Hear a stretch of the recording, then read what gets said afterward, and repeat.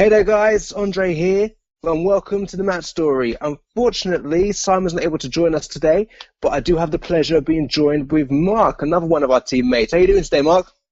I'm doing fine, and it's great to be back on the show.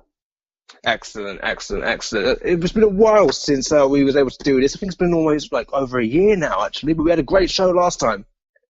Yeah, we had a great show. I'm ready to go back in the field and see what I can add to this. It's good that you're here, man. It's good that you're here. We can get down to nitty gritty. Right. Now, I must apologize. We didn't get a chance to go over everything I wanted to in the last show. But what we're going to do, we're going to kick off with the massive topic of The Undertaker's retirement. Now, with that, this is something, I don't know about you, Mark. You can back me up on this. This is something that people have been talking about for as long as I can remember. Probably the first time I heard someone say, yeah, Undertaker will be retiring soon was actually after WrestleMania 23, believe it or not. I never saw this coming at this WrestleMania. What about yourself, Mark? I didn't see it coming either. If it was going to happen, it should have happened after the streak was broken, in my personal opinion.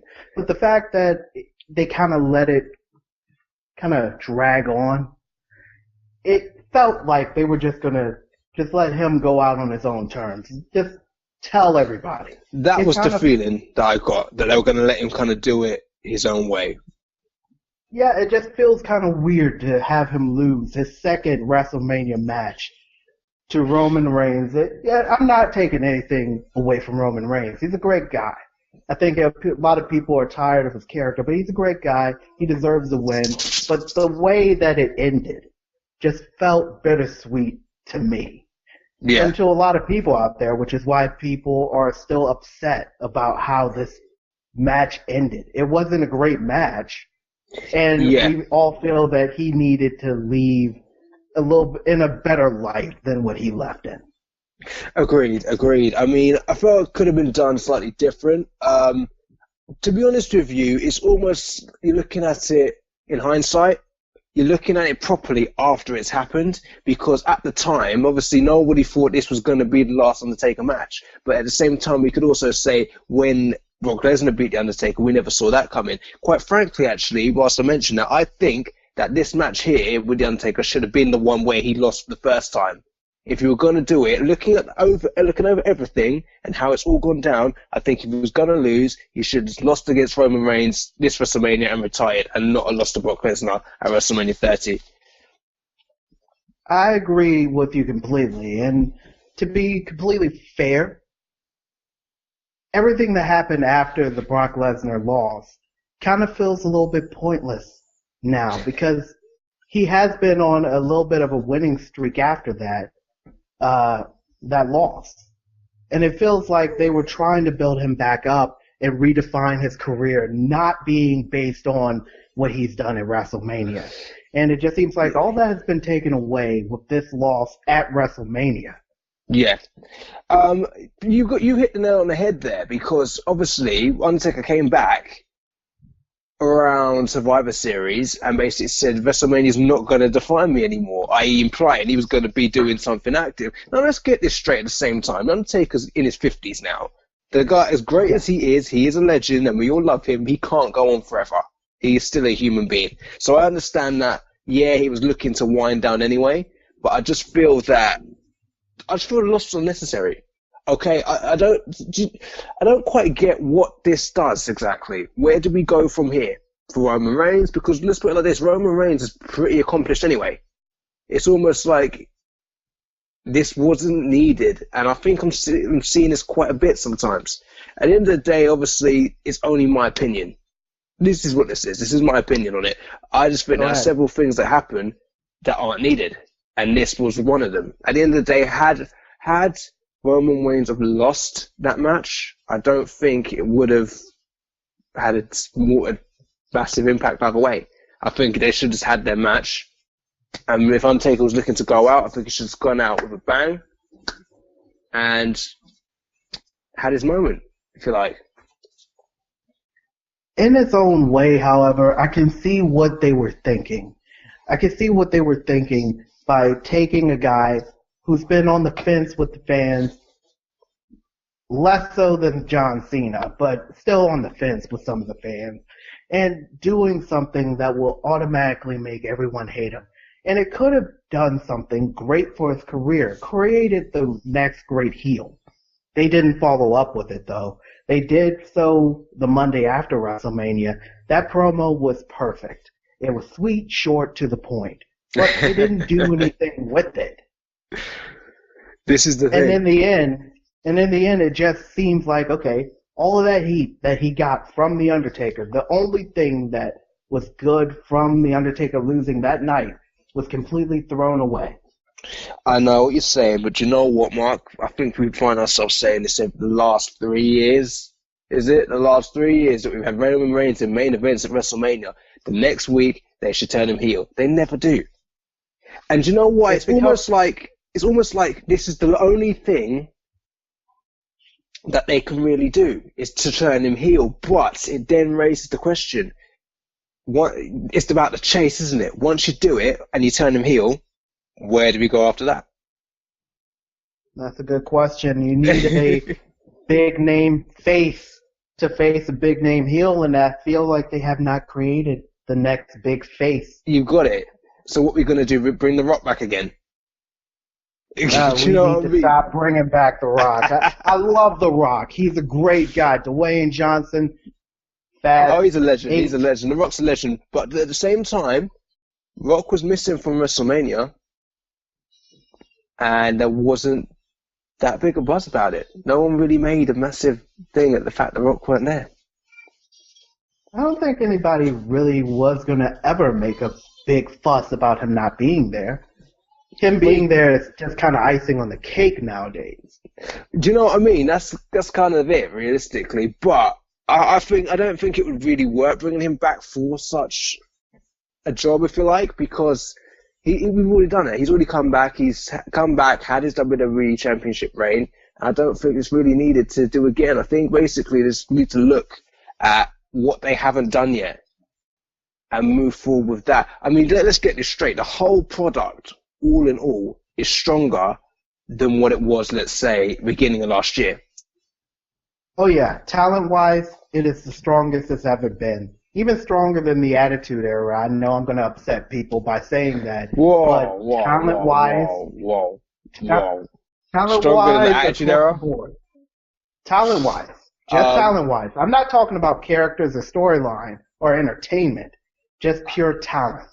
I don't know. I think the Attitude Era was just... like I said in last week's episode, I think we should let Sleeping Dogs lie with that one, because the Attitude Era was just a special time, if you like. And it just... whatever they were doing, that just worked. Everything aligned together. The locker room aligned. Everything was the way how it should be. The audience got it. It's a different time. I will agree with you completely on that. And one of the pure factors of the Attitude Era was they had competition. WWE can never have competition again. Do you think so? Well, not in America.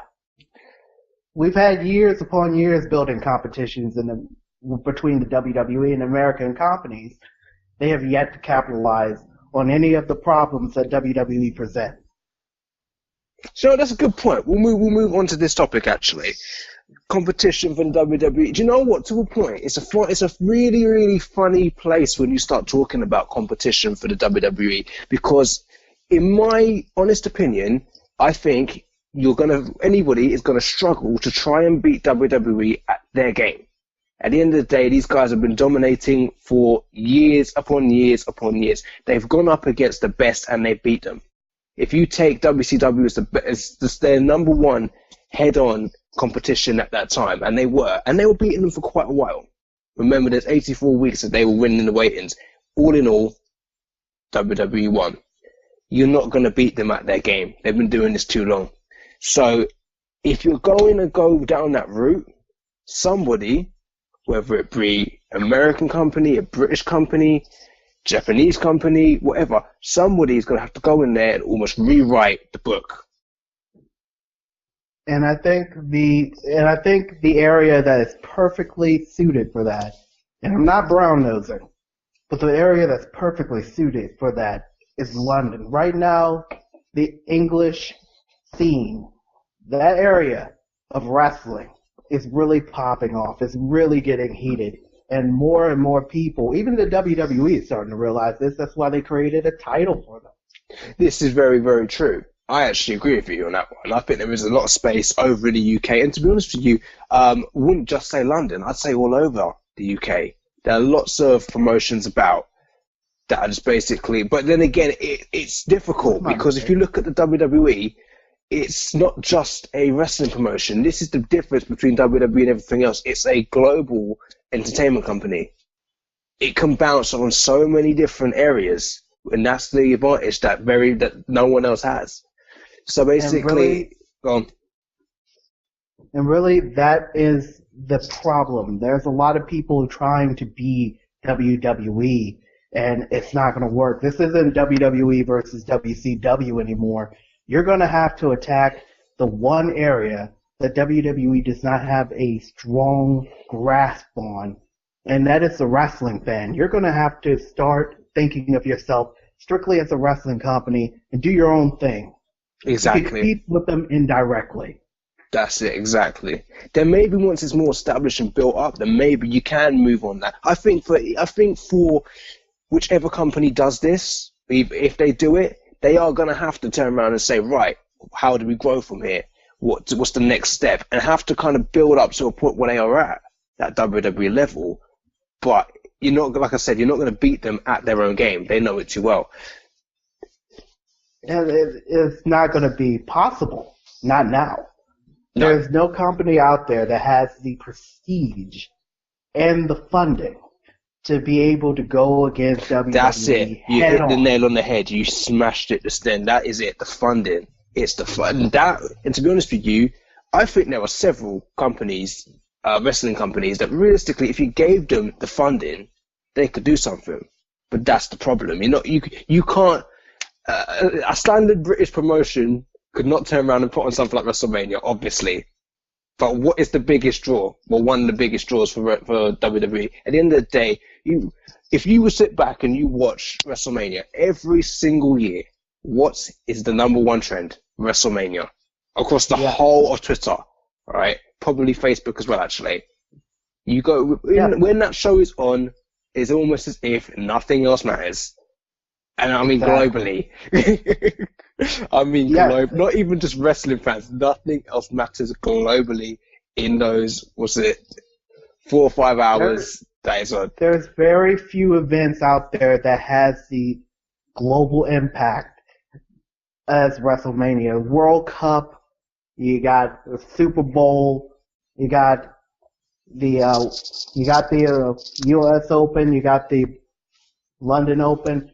There's very few sports entities, shows, events that has that gravitational pull. And there's no other wrestling company out there that has that type of pull.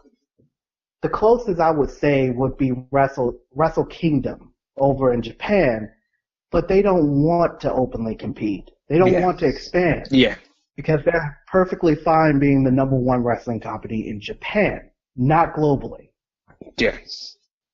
But then again, at the end of the day, that's a good niche for them because at the same time, it gives that space to go. You've seen it many times. You've seen many a wrestler, a good wrestler, a main eventer says, you know what, I can't work with this company anymore. No disrespect to them or anything like that, but they've fallen out of each other. And it's like, I can't do this anymore. So they go to Japan, or they come over here, or they go to Germany, or other places in Europe. There still does need to be that alternative. Because that's what I've, like we said a minute ago, that was the problem. When there was no competition, that's when things really started to lack down. Because at the end of the day, it was almost like, well, do you know what?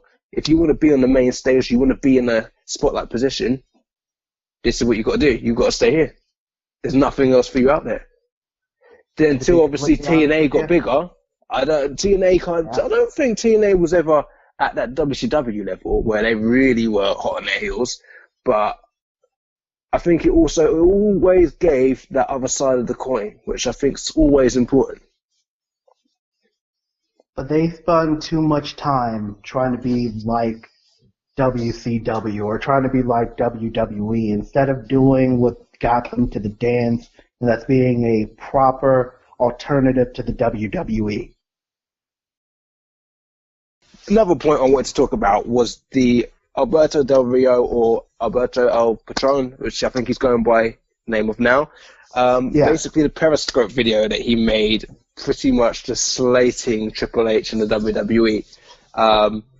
Do you know what? On this one here, I'm going to pull a page out of it entirely, because do you know what? She was there, she was in the video, but at the end of the day, the same way everyone keeps saying she needs to take responsibility for her own actions, so does Del Rio. At the end of the day, yeah, we don't need to throw Paige into this. Paige has she been didn't do thrown that. She didn't do anything under the bus too much already.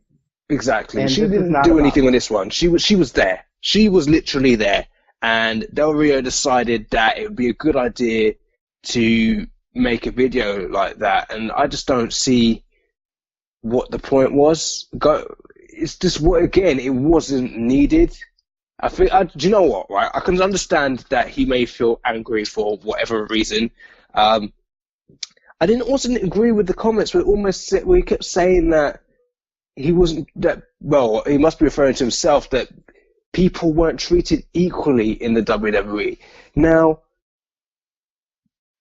I can see, to a point, I could see some people saying that, but with the highest of respects, Del Rio ain't one of them.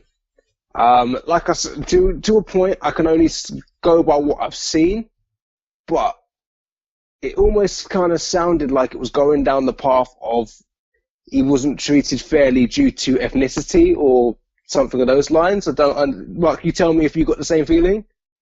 I had the exact same feeling that I had when I heard the podcast with CM Punk, and it kind of felt the same way, to the point of I wasn't given what I wanted, so I'm upset. But this is the thing, though. This is what I didn't get, Mark, about that. How can Del Rio complain that he didn't get what he wanted? You joking me? The guy got, in his time there, he got 4 World title reigns, right? Yeah. A Royal Rumble win, and a Money in the Bank win, and I think the Royal Rumble, Money in the Bank, and the first one of those title reigns, maybe even the second as well, was in the space of a year. What more do you want? How can you say that anybody's holding you back from success? The number one guy in the company did more than fucking most people were able to do, especially in that short space of time. Where were you held back? I have no idea where he was held back, but what I got from it was just I hate to use this term, but it's proper, a high degree of salt from him. And really, I'm starting to see the pattern, and I hate to invoke his name on something so trivial, but I have to say it. I feel like Alberto, when he came into the WWE, when he came back to the WWE, he had visions of being the next Eddie Guerrero. And when he was not treated like Eddie Guerrero, he cried racism. But, dude, he got more than Eddie Guerrero ever did.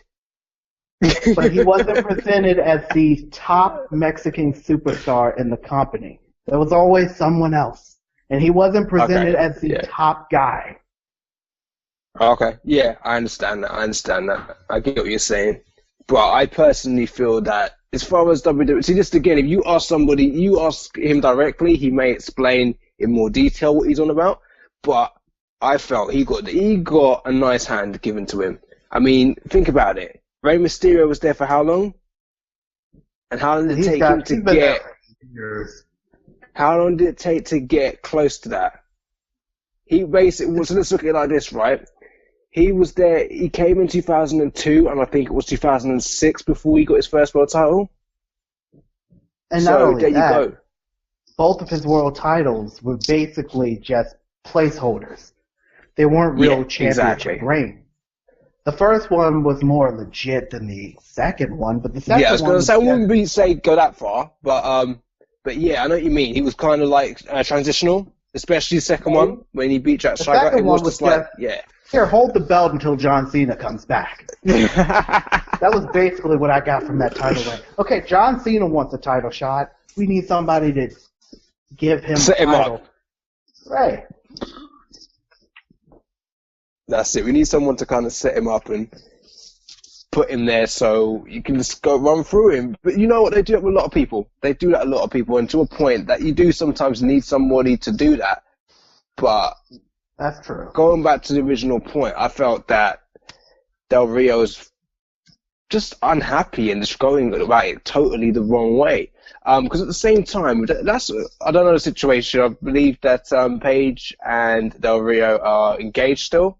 They're not actually married. Yeah. They're engaged. Am I correct? They're still engaged. Still engaged, right? Okay. So with that, right? Why would you do that to your fiance's boss? It makes no sense to me. Honestly- Why would you do that? Why would you, even if you are upset, right? What you say in the privacy of your own home is entirely up to you. Why would you go on camera, slate your other half's boss, and expect there to be no comeback from that at all? I don't think that's a good idea. It's not and smart at all. No. At the same time, Especially since she's already into hot water. Exactly. I mean, if obviously no one wants to see it happen, especially not myself. No. But if Paige did get released over that, I would not be surprised at all. I would say she would get released more for Alberto Del Rio's actions than she would from the other. Yes, That's all I want to say exactly, about that. exactly. And that's the worst thing about it, because as bad as the other things were, at least it was actually her. Do you know what I mean? And to be honest with you, even with that was a private business that got put out there. And on that, right, you're still a human being. You're still entitled to a private life. You're still entitled to do what you want to do. If people if they want to, but if your stuff gets stolen, then it is what it is. It gets put out there. Obviously, people are going to make a judgment over that, but it's not as if she turned around and said, yeah, do you know what, I'm doing this for it to go live, shall we say. That stuff got stolen. It's unfortunate, but try not to judge her over that. But in regards to Del Rio, I just think that was just really a bad move. I think it was just a little bit out there and in the wrong way. And in all honesty, it just doesn't look good for him, especially since this was his second shot. He's, after getting fired the first time, wrongfully so, I must add, he took shot after shot after shot at the WWE, and they still brought him back. They still gave him the world on the silver platter, storyline after storyline, and they featured him a lot more than you would think they would feature him in the WWE programming over other people who has been there longer, who has been more loyal to the company. Oh, don't get me wrong. Don't get me wrong. I personally don't have an issue with Del Rio. It's just I didn't understand what he was so upset about. And it's just basically when he said, yeah, they don't treat you right, they don't treat you fairly. Okay, maybe this has got nothing to do with actual what he's getting, the position he's in, and things of that nature. I don't know. Maybe if it's got something to do with the amount of free time he gets, or something of that nature. If it's something completely different, completely unrelated to what position he's in, but I just felt that, you know what, he was given a lot in one, a very short space of time, and two, just generally, he got to be world champion 4 times throughout his career. What more can you ask for? How are you being held back? To be completely honest with you, the second time around, you should know exactly what you're getting yourself into. You openly decided to go back into that. You knew what was going to happen. You knew the people that you were going to work with. Nothing really changed that dramatically since you have been away. So it wasn't like it was going to be a completely new WWE for him. Exactly. You hit the nail on the head there. You've hit the nail on the head there. Hopefully, everything between him and Paige and the whole situation fixes itself, and everybody lives happily ever after. So honestly, I think they're a long way away from that, but I hope it all works itself out. And I hope Paige does not get affected by this or the other, because she is a very good wrestler. She deserves to be in the SmackDown or Raw Women's Championship picture as many times as she wants to. but I just feel like she's not going to be able to escape Alberto El Patron's rampant disrespect. And it's going to catch up to her, unfortunately. I think it already has. The company. I think it already has to a point. So they haven't said anything about it as of yet, but I think to a point it's already there because, look, how can you ignore that? From WWE standpoint, how can they ignore what happened? They can't. And I know we say, you know what, don't punish Paige for it, but you know they're gonna. They're gonna. We've already seen this happen. We've already seen this happen with AJ Lee. Right after CM Punk left. Yeah. She was punished for the sins of Punk. Exactly. It's just something that's just going to happen with the WWE. It's politics. Exactly. You got it. But hopefully everything can be put nicely back together again, and Paige will continue to have a career and a place in WWE, because I feel like before all this happened, before she even got injured, she was doing okay. She was the next big star, if you like. She was the next big star in the women's division, came through, was winning matches, winning championships, was on part of Total Divas, and then obviously she got injured, and this kind of happened after that. But hopefully she should be able to get back to active competition again soon. So who knows? I'm telling you, Paige versus Charlotte. Look that. It's a match, and it's a match that you want to see. I'd like to see that. Hopefully she can come back and get mixing up back on SmackDown. Or Raw. I mean, I'm okay with her going against Bliss. It'll be a fun little match. Alright, so you take my standpoint on it. You think that this is given already? She's gonna win on Sunday. Well, let's be completely honest. I believe that Bliss is a better competitor than Bayley. I love Bayley, but let's be completely honest. As a wrestler, Bliss is obviously the choice here. I would say that she's going over. I'd say she's going to win, quite honestly. No disrespect to Bayley. At the same time, obviously, look at, you can't say anything against Bayley. Look at the hugger section, man. That has grown and grown and grown. And you know what? It couldn't happen to a nicer person. I'm actually so happy that it's actually working out for Bayley. But I do think that, you know what? At the moment, Alexa Bliss is just the it girl, if you like. And that's who WWE want to roll with. I mean, they had her doing really well on SmackDown, because you know the great thing about, like I said, I might be repeating myself, but like I said last week, she's actually somebody who's probably the best in the female section of the WWE across NXT, Raw and SmackDown, and she can use a microphone, she can get down in the ring.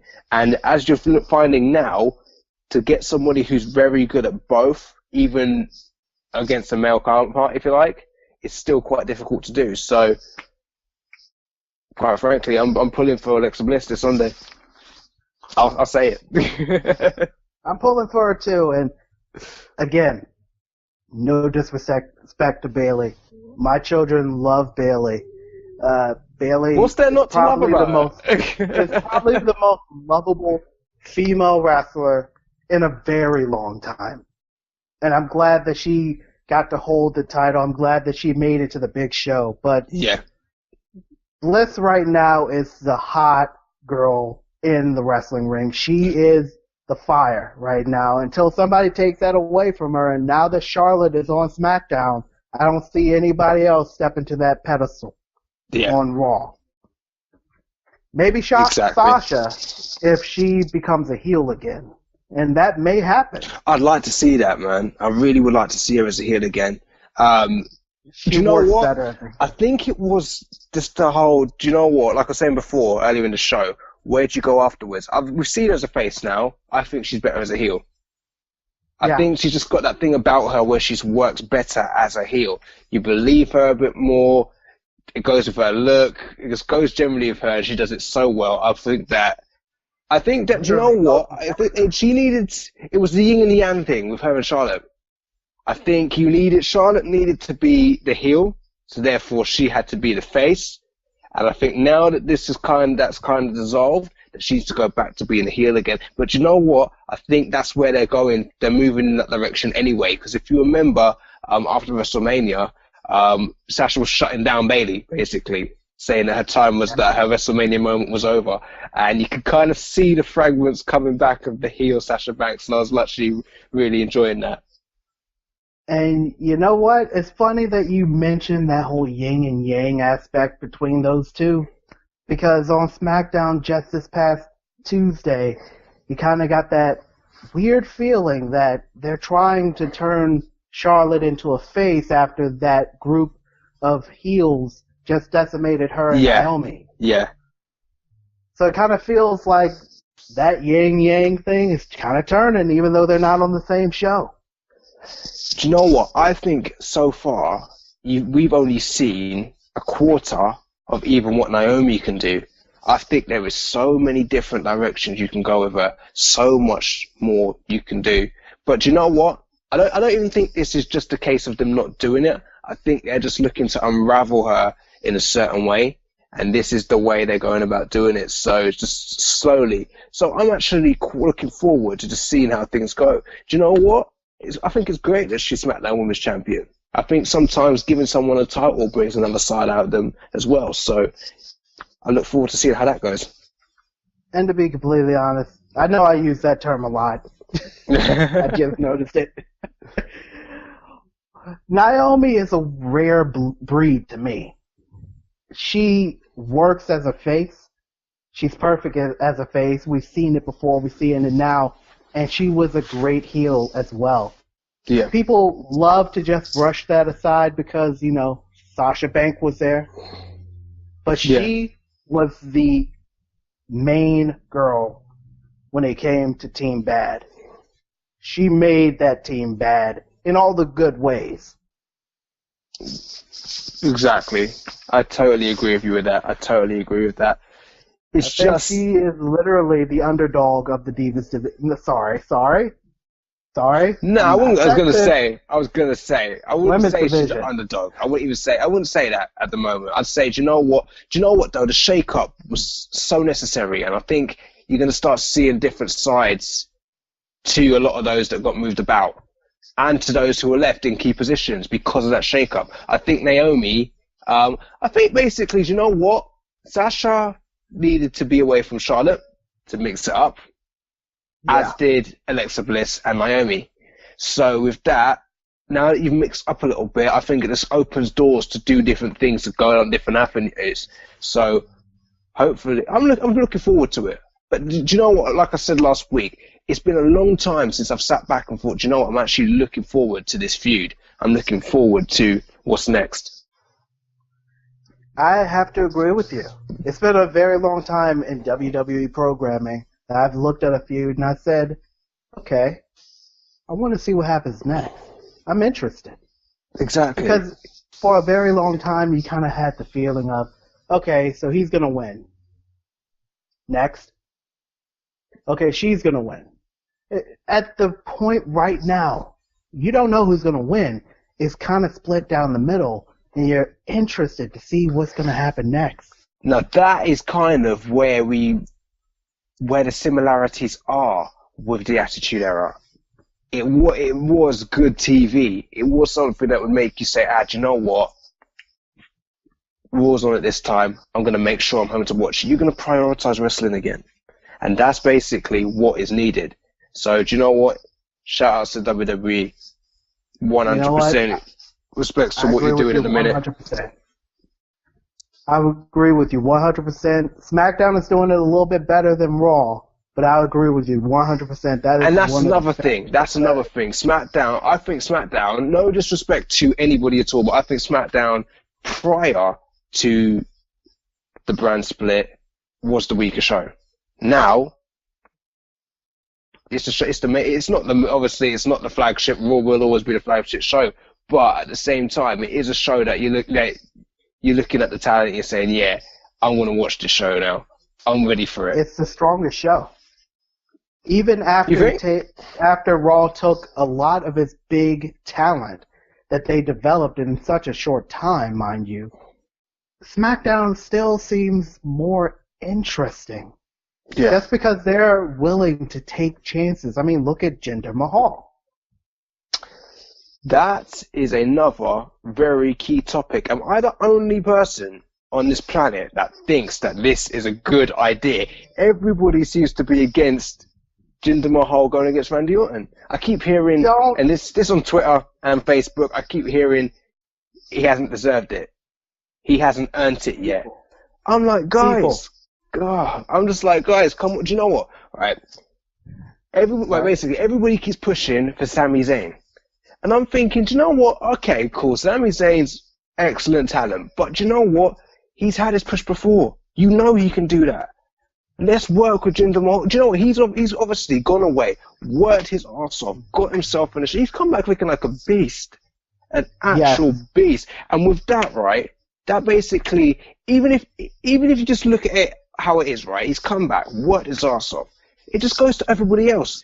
They will give you the pushes if you show that you deserved it. If you're willing to make changes. This wasn't the Jinder Mahal from a couple of years ago. This guy's come back like an animal. And you know what? Let's do it. Give him the shot.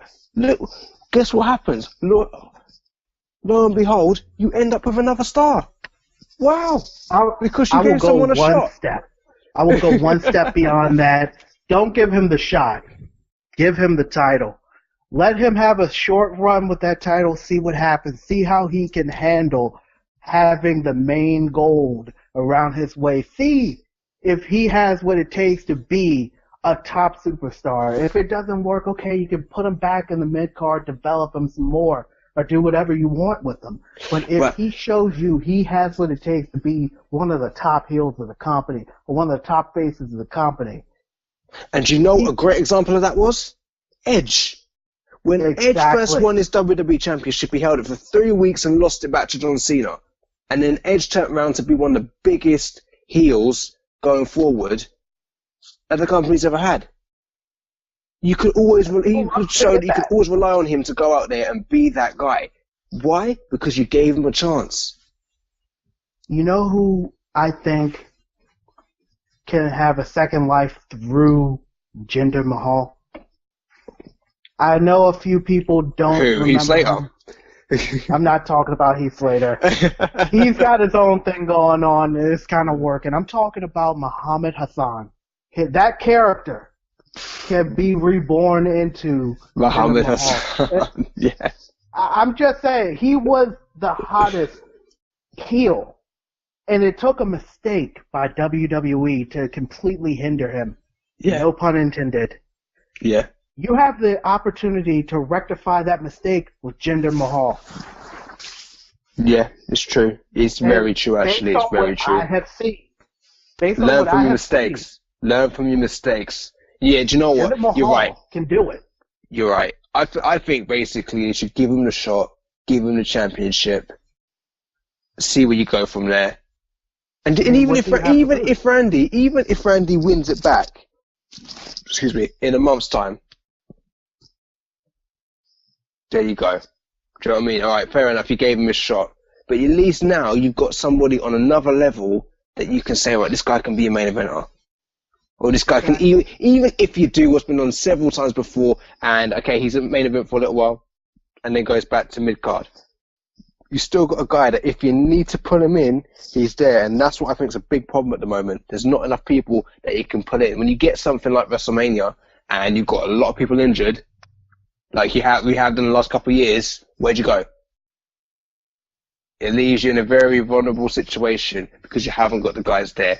I think if they go and they show us that this is their way forward of building new stars, building new main eventers, then great. Because at the end of the day, I know obviously it's a business, and I know by putting out some of the older guys like your Rocks, things like that, it's always going to please the crowd. Pleasing the crowd puts them in the seats, puts money in their pockets. But I feel at the end of the day, over a long-term solution, building newer stars would be better. I wish I had been doing, but I thought building their main eventers is what's going to help them even more. But at the same time, whilst I say that, I want to move on to another topic very quickly. Oh, before you move on to that topic, can I throw one thing in here? Because I had a new thought popped in my head when you were saying that. What if this is what they are doing to build new stars? It seems as if ever since the brand split happened again, you have Raw, who's doing what they were doing before the split, but you have SmackDown, who is taking all these chances on superstars that you would never actually think would have the chance under the original umbrella. It kind of feels like they're using SmackDown to create the stars and moving them back to Raw as this established star. Maybe you're right. Maybe you're absolutely. I mean, Like if you take Alexa Bliss, there. She built herself up on SmackDown. Now she's going on to Raw. Obviously, not obviously, but hopefully she wins the championship. And then obviously, you've got another established star there. Yeah, maybe you're right. Maybe you are actually bang on. Maybe this is the way going about it. I hope it is, because that makes SmackDown that more exciting. The unpredictableness of it. It is. Because at the end of the day, obviously, somewhere you've got to kind of have your crash area somewhere where you can just kind of throw ideas about and say, do you know what, okay, let's try it. And if this is where SmackDown's the place, then great. Because at the end of the day, I generally look, right, we obviously will see some things and we'll point out and say this doesn't work. But you know what, I'm still glad that a lot of people try these things. Even if it don't work, it's still entertaining. Even if it's not going to make them the star that they want it to, it's still entertaining to watch. But moving forward, this topic here ties up quite nicely with the other one we was just talking about, Bray Wyatt. Now, Bray Wyatt seemed to be on the path to greatness after he won the WWE Championship at Elimination Chamber, but obviously that was cut short at WrestleMania. Now, one thing I do not want to see, because Bray Wyatt is excellent. I mean, even if you speak to the casual fan that have just flicked on WWE, Bray Wyatt and the Wyatt family is always what sticks out now. I always hear that. They always get praised for their storytelling, the psychology they have with the crowd, and all the things that you want to see in heels, they have. Well, I mean the whole Wyatt family, but Bray Wyatt in particular. But what I don't want to see happen now is he go into the wilderness and we forget that he's a WWE champion, because he's crossed the threshold now. He's done it. Whether you like it or not, whatever you may think, even if it was for a few weeks, he is officially a WWE champion. I don't want it to be like, okay, and no disrespect to anybody, but there are certain champions that you have to think, have they been WWE champion or not? I don't want Bray Wyatt to be like that, because I think that Bray Wyatt will be the next long-term big heel, just generally to that character. Because at the end of the day, if you look at the roster as a whole, he's the one that's different. He's the one that sticks out at you and is like, okay, do you know what? Even if he doesn't even invent himself massively, shall we say, that character has longevity. So he could come back and play that for quite a while, even if he just tweaks it slightly here and there. As he has done, actually. If you look at Bray Wyatt from the time that he came to now, he's tweaked it here and there just to make it a little bit more intense and to kind of match the crowd. And I think that's ingenious of him. And to be... I'm not going to use that term again. To tell you the truth, Bray, now that this match is not for the WWE Championship, Bray has a golden opportunity to gain that power that he lost in that loss. And I understand that a lot of people are kind of hazardous about getting behind Bray because of all the losses, all the rivalries that he's been in, and they just end in a loss, and all of a sudden he attacks somebody else randomly. This isn't the same Bray. I don't see that Bray Wyatt when I look at this Bray Wyatt. I see a more calm and calculated Bray Wyatt after the destruction of Sister Abigail. I was going to say, yeah. See, this is what I'm talking about. This is what I'm talking about. The tweaks, the little bits here and there. You see, this is the thing. It's little things like that. You may not even really notice that Sister Abigail's gone, realistically. But it's those little things that kind of say, okay, we're going to go in a slightly different direction. But those little slight changes make big differences. I mean, look at how he was on Raw. That actually gave me chills for the first time in a very long time with his character.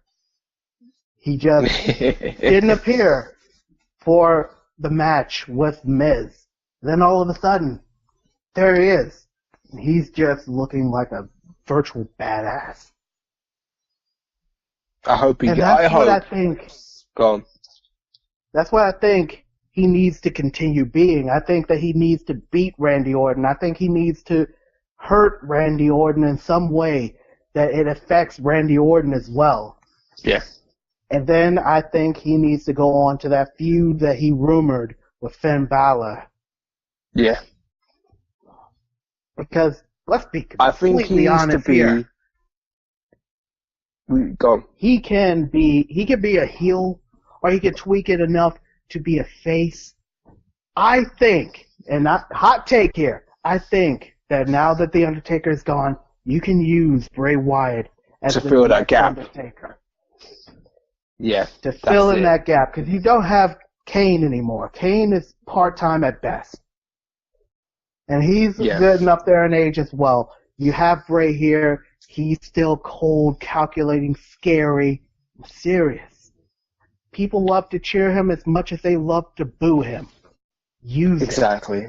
Exactly. It's just, it just takes it to another level.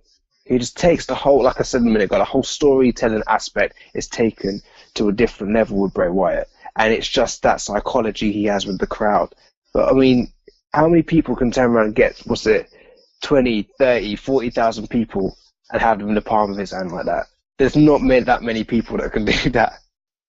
There's a handful of them throughout history that have been able to do that. But this is the thing. This is why I say I hope WWE doesn't drop the ball and just kind of let him go back into the distance, let him be a mid-carder, and not give him those top spots, because I think that he actually handled the whole thing really well. Even though it was short. Perfectly. If we call that short title reign a test, he passed it with flying colours. Unbelievably. And I will say, without a shadow of a doubt, he came out of that title reign looking a lot better than any other rivalry, even though he technically lost that little bit of a rivalry. Yeah. Because now you feel his soul break. He's becoming unstable. He's becoming more evil. And he's willing to do things that he's never been able to. I must admit, I do think that however this match goes at Payback, between him and Randy Orton, this needs to be the end of it. This needs to be put to bed at that pay-per-view, basically. Like I said, Bray Wyatt and even Randy Orton will go on to bigger and better things for both of them. But I think this has gone on quite a while now. We just need to put it to bed. Either way it goes. Honestly, I will also add something to that. With this, put to bed the Wyatt family. Seriously? Because they've been using the Wyatt family for Bray Wyatt as a crutch. I love the idea of the Wyatt family. All the members except Braun Strowman, because let's be completely honest, he is better on his own. Yeah. He has proven that. He didn't need it. But the rest of the Wyatts, they need time to develop their own personalities, and they've always used them as a crutch for Bray whenever he had to go back into the mid-card, whenever he had to rebuild himself up. All of a sudden, here's the Wyatts again. No, we don't need that. We don't need that crutch anymore. He has proven he can do it on his own. Yeah, exactly. So let Eric Rowan. Well, I don't know, because at the end identity. of the day, right? At the end of the day, I was looking at it like this. I don't know if it was that they were the crutch for Bray, or if Bray was just carrying them, because at the end of the day, Bray was the mouthpiece. Bray was always the one that turned around and made you believe in the Wyatt family, that they were scary as they were. I mean, obviously, don't get me wrong, when you've got a guy as big as Eric Rowan, you've got to turn around and obviously take that seriously, but he was always the psychologist of the thing. And I think that always played a good massive part. I would say it's a little bit of both.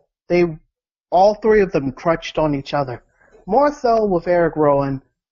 I don't want to pick him out as the weaker link of the bunch, but he was.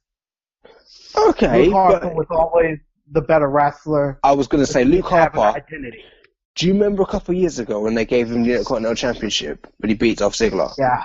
That was just like looking through the looking glass, if you like, and say, do you know what, this is a small piece of what this guy could be. And from then on, I thought, do you know what, I hope we move forward with this. I think that they kind of went backwards with it, because obviously, I know he got injured after that ladder match with Dolph Ziggler, but now I think they're going to redesign it a little bit and then push him again. And I think this is going to be good. This is going to be good. We've got to keep an eye on him. I think what they're doing with Bray is going to benefit Eric, because Eric represents the old Wyatt family ways, and they're kind of moving Bray away from that Wyatt family feel and making him his own entity. Do you know what, though, actually? Eric that? I was going to say, how about if we think about if Eric made a new Wyatt family? Do you know what I mean? That would actually be interesting.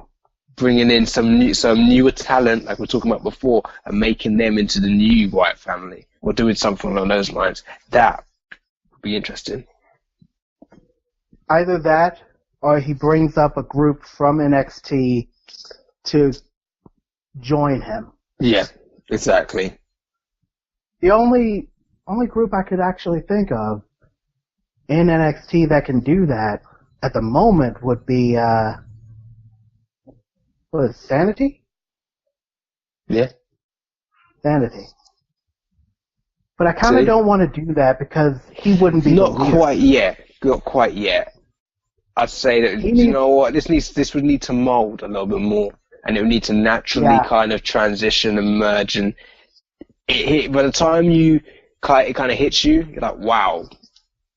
Boom. Yeah, do you know you can see the paper trail? Natural. You know the situation where you can kind of see the paper trail going backwards, and it all makes sense when you get to the big part at the end. Exactly. It needs to be organic. That's how that would need to be. You got it. And he's still a whiles away from that. To be completely fair and honest. Man, I'm using that phrase a lot. Anyway, Mark, we've run out of time, unfortunately, today. It's always a pleasure talking to you. It's always a pleasure being here. What we'll do, we should meet again next week, because I know Simon will be back. I believe it's on the 7th of May. All right. So, would like to be yourself with us next week. Tomorrow, I will be with the most controversial, or at least one of the most controversial people in British wrestling, Mr. PT Player himself, Mr. Controversy. We're going to talk about the independent scene, talk about his thoughts on what's going on in WWE as well. Can't wait for it. I know you'll be tuning into that as well, won't you, Mark? Oh, yeah, I'm going to tune in. You can't keep me away from the site right now. Love to have you part of the team, Got started back up. I'm going to listen. Guys, as always, thank you very much for listening. Please check out our Facebook and Twitter pages and subscribe to our YouTube channel. Thanks so much, guys. Take care.